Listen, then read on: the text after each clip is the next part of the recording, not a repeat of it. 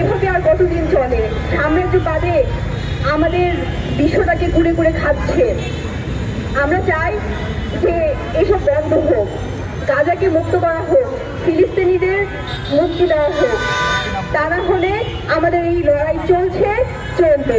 এটা কোনো যুদ্ধ নয়। অনেক সময় পশ্চিমা মিডিয়াগুলো আমাদের সামনে উপস্থাপন করতে চেষ্টা করে যে ইসরায়েল এবং ফিলিস্তিনের মাঝে যুদ্ধ হচ্ছে। এটা কোনো যুদ্ধ নয়, এটা সুস্পষ্ট গণহত্যা।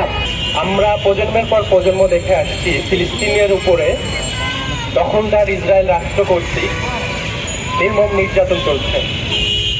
একই সাথে আমরা দেখতে পাচ্ছি যে বিশ্ব মোড়লেরা যারা আমাদেরকে আধুনিকতা শেখায়, যারা আমাদেরকে নৈতিকতা শেখায়, যারা আমাদেরকে মানবতা বোধ শেখায়, তারা এখানে নীরব নিষ্ঠুর ভূমিকা পালন করছে। আমরা সুস্পষ্টভাবে বলতে চাই সেই রাষ্ট্রগুলোকে এবং ইসরায়েলকে যে বাংলাদেশের শিক্ষার্থীরা, বাংলাদেশের মানবতাপন্থী ছাত্র সমাজ এ ধরনের নিষ্ঠুর অপকর্ম ধ্বংসযজ্ঞকে কখনো সমর্থন জানাবে না।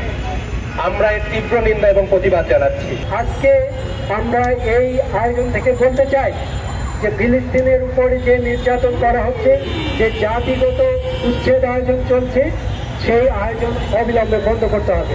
আমরা বারবার দেখে আসছি যে তারা একটার পর একটা দেশ ও জাতিকে বিভাগ করছে।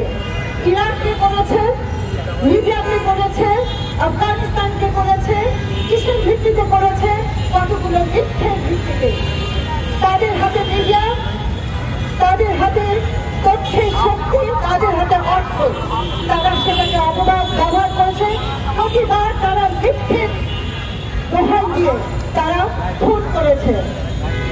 এই কথাটা আমাদের মনে রাখতে হবে যে আজকে প্যালেস্টাইনের পরাজয় শুধু প্যালেস্টাইনের পরাজয় নয়, এটা আমাদের সকলের পরাজয়, সকল মুক্তিকামী মানুষের পরাজয়।